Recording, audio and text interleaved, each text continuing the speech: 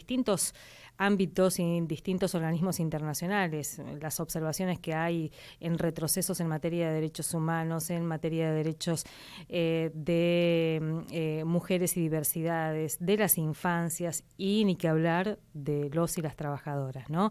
Y les contábamos de esta conferencia, la número 114 de la OIT, que tiene como varias aristas.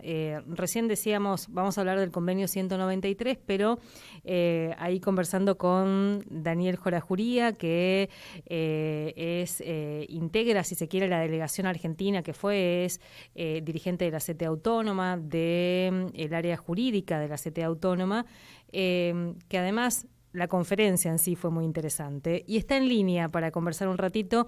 Daniel, muy buenas tardes, ¿cómo estás? Alicia Rivas te saluda desde la radio de la universidad. Buenas tardes, Alicia. Gracias por la comunicación. Saludo a toda la audiencia. Gracias por atendernos. Es un poco incómodo, ¿no?, la situación de nuestro país en estos organismos últimamente. Sí, realmente uno siente vergüenza ajena, ¿no es cierto?, de venir de un país que tiene toda una historia de lucha y de tener las mejores leyes sociales en América, y pasar como sucedió este año, y eso tiene que ver con una estrategia de denuncias unificadas que fuimos realizando desde los equipos jurídicos de las 3 centrales unificados ante el organismo de Naciones Unidas, tripartito, en el cual tenemos voz y voto, como es la Organización Internacional del Trabajo.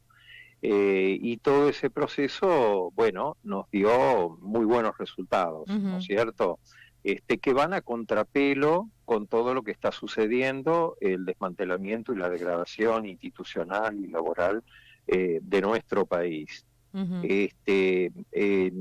esta conferencia llegamos previamente con un triunfo, que fue el triunfo también llevado adelante por los trabajadores ante la Corte Internacional de Justicia de La Haya, que es el último organismo jurídico de Naciones Unidas y en este caso en consulta de la Organización Internacional del Trabajo para definir algo que habían bloqueado los empleadores en la OIT, que era el derecho de huelga, si comprendía o no el derecho de huelga en el convenio 87 de libertad sindical, como lo habían interpretado desde 1952 en adelante sus órganos de control, pero como no estaba literalmente dicho así, el reconocimiento al derecho de huelga, los empleadores siempre buscan alguna excusa para trabar derechos fundamentales, y en este caso era quizás el más valioso de todos los derechos, porque es la garantía de todos los demás, ¿no es cierto?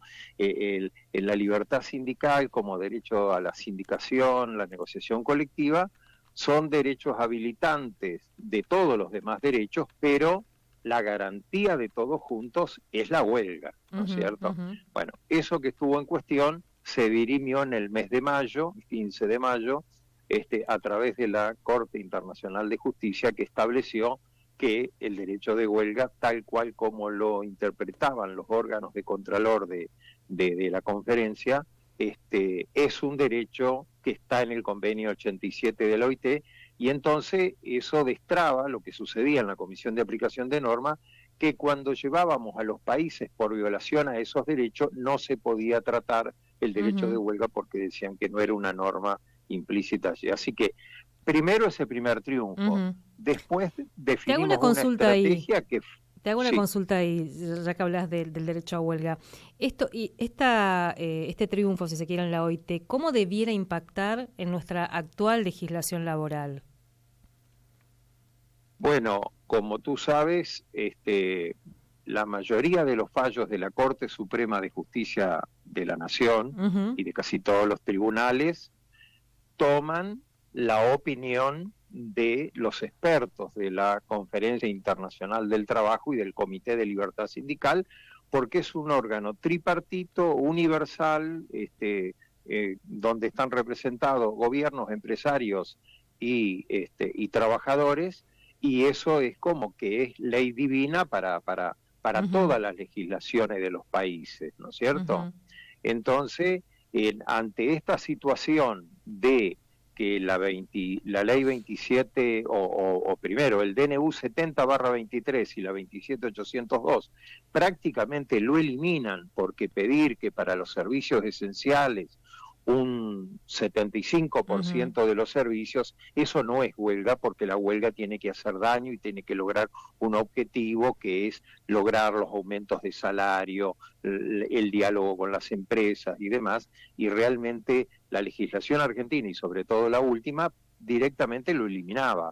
Por lo tanto, retoma valor todo lo que están diciendo los organismos de Contralor de OIT, ahora que la Corte Internacional de Justicia, como el máximo tribunal jurídico del mundo, dice lo que es la huelga y que se debe interpretar de acuerdo a lo que dicen los órganos de control de OIT, que eso fue lo que hizo la Corte Suprema de Justicia Argentina en todos los fallos de libertad sindical, como el AT1, AT2, Cencosud, caso Rossi y demás. Por lo tanto, eso va a impactar directamente acá, y como los convenios tienen validez supralegal, por lo tanto están por encima de la ley, por lo tanto esas leyes en esta interpretación caen absolutamente y violan la propia Constitución argentina. Es decir, no fue cualquier resolución.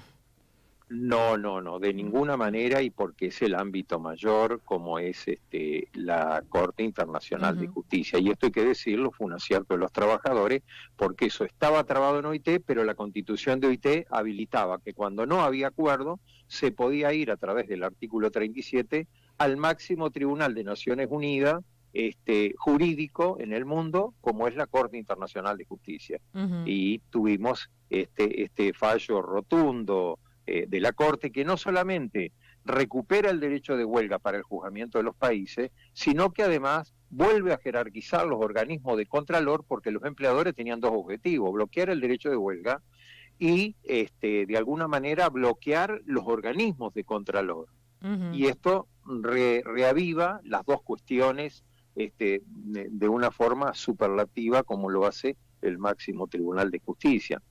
Después, brevemente, nosotros establecimos una estrategia en OIT desde que llegó Milei al gobierno, y es que en conjunto los equipos jurídicos de las tres centrales fuimos denunciando todas las violaciones a la legislación argentina, como fueron los protocolos, la ley base, el DNU 70 y la última legislación. ¿Cuál era el objetivo?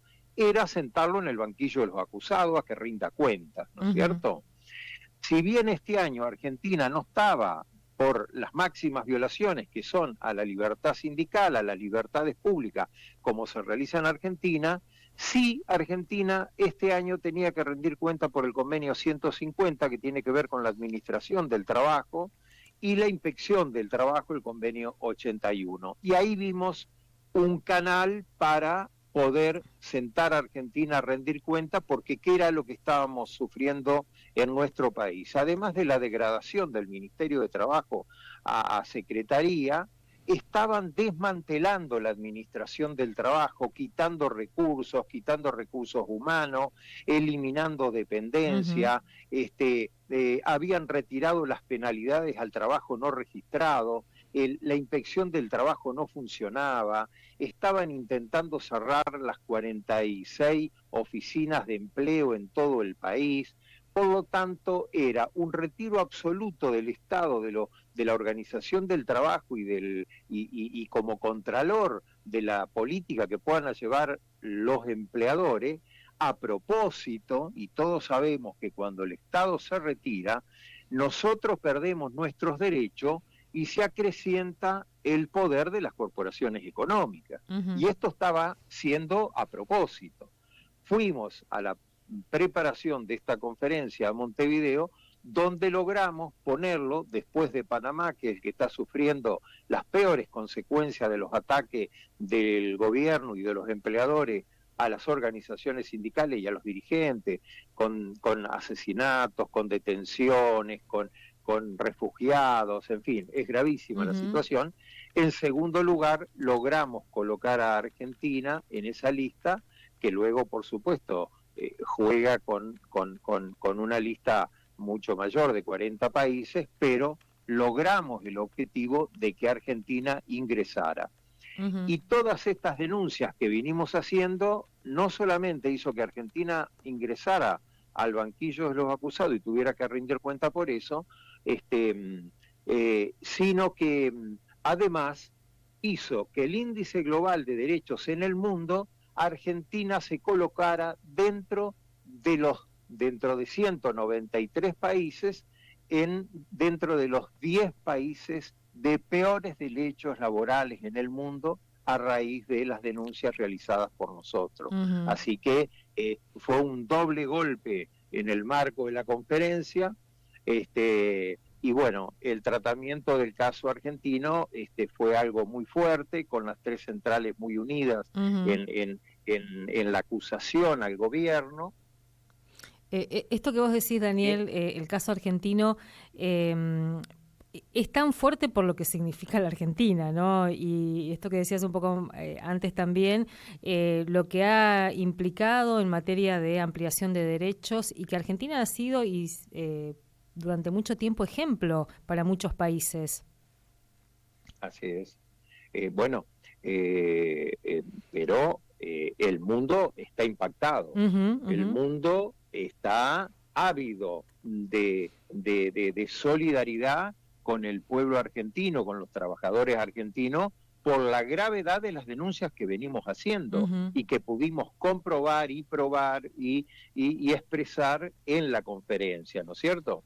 Es decir, las conclusiones de la Comisión de Aplicación de Normas, que es donde se juzgó el caso argentino y que es la comisión política por excelencia, integrada por gobierno, trabajadores y empleadores, allí no solo Milei quedó casi en absoluta soledad, porque casi sin acompañamiento, creo que 3 o 4, mientras que desde el lado de los trabajadores hablaron más de 30 países en defensa y en acusación al gobierno argentino de las violaciones, hablaron 5 países que en líneas generales dijeron mucho no respaldaron al gobierno de Milei por estas atrocidades, y lo mismo sucedió con los empleadores, aún los propios empleadores argentinos, donde la Unión Industrial plantea que culpa del retiro de la inspección y de un montón de cosas y del trabajo no registrado, los afecta a ellos, que dicen no tener trabajadores registrados. Por eso las conclusiones de esta comisión, y esto me parece que es importante destacar, exigieron al gobierno argentino garantizar el diálogo social tripartito adecuado, efectivo, tanto nacional, regional como sectorial, por sectores y demás, de manera urgente.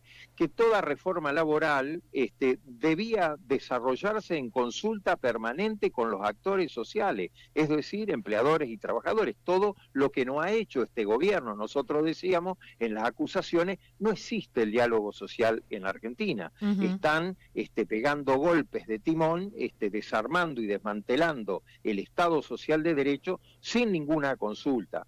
Bueno, el otro tema, analizar, otra de las imposiciones que puso la Comisión, analizar en conjunto con los empleadores y los trabajadores el funcionamiento y el sistema de la inspección del trabajo, informar la cantidad de inspectores, los recursos técnicos, financieros para el desarrollo de esa actividad, porque no es cuestión nombrar inspectores. ¿Son capaces? ¿Tienen esa jerarquía? ¿Pueden realizar las inspecciones? ¿Tienen los recursos para hacerlo? Y el tema más importante es que lo intimó a resolver todo el tema de la administración del trabajo y la inspección en un plazo al 1 de septiembre, cuando generalmente la comisión le da un año de plazo para que el año que viene vuelva a rendir cuenta, y ahora no, lo intimó a que antes del 1 de septiembre pudiera informar sobre todas estas anormalidades, y que si no, pida una asistencia técnica a la OIT para resolver esta situación. Por eso es que decimos que fue muy fuerte, fue escuchado por todos, quedó en falta el gobierno argentino y ahora intimado a resolver esta situación, cosa que fue uno de los objetivos que llevábamos a la conferencia. Y el otro, como tú decías, bueno, por supuesto que esta conferencia, después de 3 años de debate, tenía dentro de sus definiciones concretar una norma universal para el trabajo de plataformas. Es decir, esto era muy importante porque lo que estábamos analizando es que las transnacionales digitales en el mundo, y sobre todo todas las dueñas de plataformas digitales para el trabajo de la economía de plataformas, estaban perforando la soberanía jurídica de los estados como un superpoder, ¿no es cierto?, violando incluso la propia democracia interna y obligando a que los trabajadores del mundo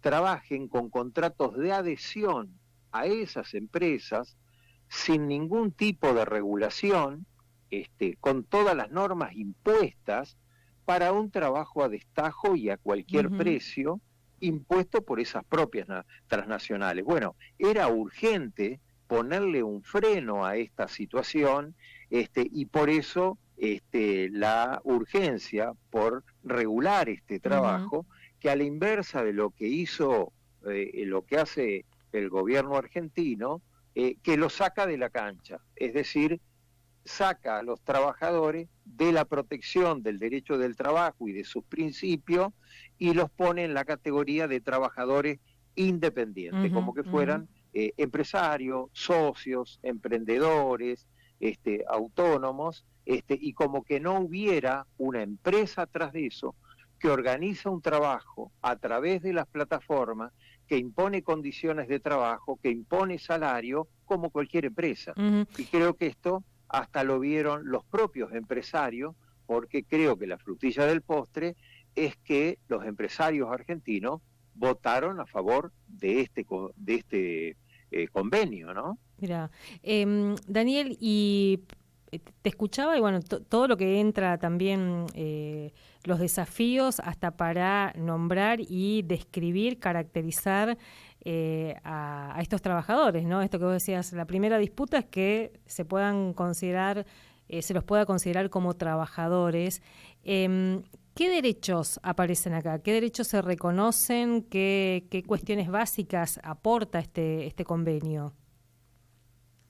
Bueno, en realidad, lo primero que quiero decir, no es el convenio ideal que hubiéramos querido, ¿no es cierto? Porque bueno, es una lucha tripartita. Están los gobiernos, están los empresarios y están los trabajadores. Pero, por ejemplo, a partir de ahora, y por eso digo, lo que se produce a través de este convenio es un cambio en la lógica de acumulación que tienen las empresas de plataforma, excluyendo a los trabajadores y poniendo toda la carga de sus costos, de su salud, en manos del propio trabajador con distintos nombres, como socio, autónomo, contratista, independiente, usuario, colaboradores, bueno, todos los nombres que nosotros conocemos que ponen en el mercado, esto se excluye en este convenio y pasa a regir el principio de la realidad de los hechos. Entonces, ¿qué implica esto? Que traído a nuestra legislación, bueno, en eso es muy claro. Si hay atrás alguien que organiza, que pone condiciones, bueno, hay relación de trabajo, por lo tanto, rige toda la protección de la legislación del trabajo. Agrega los derechos fundamentales, lo que hablábamos antes, sin libertad sindical, sin negociación colectiva, es decir, sin los derechos fundamentales habilitantes de los demás derechos, los trabajadores no tendrían cómo progresar en sus condiciones. Bueno, este convenio así lo establece. Este convenio le pone un límite a la remuneración en cuanto le pone un piso, que ningún trabajador de plataformas puede cobrar menos que un salario mínimo. Hay una situación que se está dando. por el cierre de las empresas y la desocupación, cada día hay más trabajadores de plataforma, tanto en Uber, Rappi o cualquiera de ese tipo de empresa, y esto está haciendo que baje notablemente el pago de su remuneración, ¿no es cierto? Bueno, este convenio además impone el acceso a la protección social con responsabilidad del empresario, transparencia en cuanto a la información y rendición de cuenta en cuanto a la gestión algorítmica, que la usan para sancionar. Bueno, no, ahora tienen que informar y será cuestión de una pelea, digamos, de un conflicto, si eso está bien o está mal, pero el trabajador está habilitado para defenderse y para tener esa información. El trabajador adquiere derechos de suspender las tareas ante cualquier riesgo inminente que pudiera producirse en el marco de su trabajo. Protección ante la violencia y el acoso, compensación en los gastos. No nos olvidemos que diferencia entre una cosa es la remuneración y otros son los costos que tienen los trabajadores para esto. Establece la protección de los migrantes y refugiados. Ustedes saben que esta profesión es una de las que más, cuando uno llega desde el exterior, toma para ganar su sustento, porque aparece como la más fácil, la más práctica, sin requisitos, cuestión que ahora establece el mismo grado de protección para todos los trabajadores. Por lo tanto, digo, es un tema que empieza a desarrollarse y quiebra la lógica de las empresas globales de plataforma hacia la protección de los trabajadores y desarrollándolo de acuerdo a los principios de la realidad, de la relación, a los principios y derechos fundamentales del trabajo, y eso es un cambio absoluto. Y tengo que destacar que a pesar de, tengo que decir que estos 3 años han sido de un combate tremendo en esa comisión, pero no obstante ello, y fíjense en ustedes que teníamos que realizar un convenio y una recomendación. La recomendación viene a ser como el plan de trabajo para el logro de esa norma. No se llegó a dictar la recomendación por falta de tiempo, quedó para el año que viene, pero tuvo en la votación 406 votos a favor, en contra solo 8, que son algunos empleadores y el gobierno de Estados Unidos, y la abstención de 36, entre los cuales está el gobierno argentino, que se abstuvo. Pero es un detalle, así como en la legislación argentina lo saca de la cancha, allá no se animó y allá no votó, se abstuvo, ¿no es cierto? Yo creo que otro hecho relevante, si me disculpas porque no lo quiero dejar pasar, esta conferencia estuvo presidida por Uruguay. Uruguay tuvo la presidencia en la persona del ministro de Trabajo de Uruguay, Juan Castillo, expresidente del PCNT de Uruguay, así que esta fue una situación muy particular para el Río de la Plata y para todos nosotros y para quienes hemos sido compañeros de lucha con Juan. El otro hecho relevante es que Estados Unidos había impuesto un co-secretario general a Gilbert Hugo, que es el director general de la OIT, y no se le permitió asumir su cargo porque Estados Unidos está deudando, como hace con todos los organismos multilaterales, trata de vaciarlo y demás. No había pagado su membresía de los últimos 2 años, y el director general no le permitió su asunción. Eso fue muy fuerte. Y otro hecho también que impactó en la Asamblea General, en la apertura, es que el año pasado habíamos votado favorablemente el ingreso de Palestina como miembro observador. Palestina no es un Estado aceptado por Naciones Unidas, pero le queríamos dar ese lugar, queríamos escuchar a trabajadores, gobiernos y empleadores, y ahí Israel quiso bloquear el ingreso. Pakistán intentó disuadirlo en ese intento. Estados Unidos se plegó a Israel, y luego el gobierno argentino, en un hecho lamentable, esos 3 países junto contra Palestina, que se dirimió al día siguiente votando y por abrumadora mayoría, por supuesto, es la primera conferencia que Palestina ingresa con sus trabajadores, con sus empleadores y su gobierno a por lo menos a tener voz en una asamblea que hasta ahora no la tenía, ¿no es cierto? Qué interesante. Daniel, mil gracias por este tiempo y también por explicarnos un poco toda esta presencia argentina en la conferencia de la OIT, y ya tendremos tiempo para profundizar también en este convenio 193, en sus formas de aplicación y demás. Así que mil gracias. Bueno, una última, que en la plenaria de Argentina, allá luego del tratamiento del caso y los buenos resultados que habíamos obtenido, expresamos que esa unidad y esa fortaleza había que trasladarla a Argentina, era necesario trasladarla a la calle y a la política para terminar con Milei, y ayer se ha concretado, ahí tuvimos la posibilidad en la conferencia de hablar mucho con ellos, y ayer se concretó una primera reunión de las 3 centrales sindicales, iniciando un plan de acción como proyección de aquella reunión en Ginebra que me parece que es importante destacar. Daniel, muchas gracias. Un abrazo. Gracias a ustedes. Hasta luego. Hasta luego.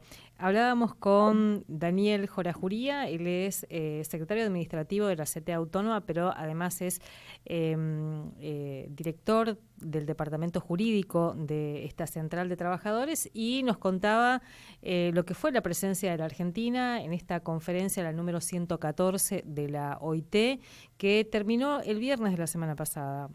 Fueron más de 10 días de discusiones y, como bien contaba en la primera parte de la entrevista Daniel, con la posibilidad de contar el caso argentino, las 3 centrales hablando de la situación de los y las trabajadoras de nuestro país, y después este convenio súper interesante que habrá que ver cómo se construye el año que viene esa resolución, que ese plan, esa hoja de ruta que se necesita para ver cómo se va a implementar también este convenio. Y en la Argentina quedaría pendiente la ratificación vía Congreso de este convenio también. 16 en todo el país.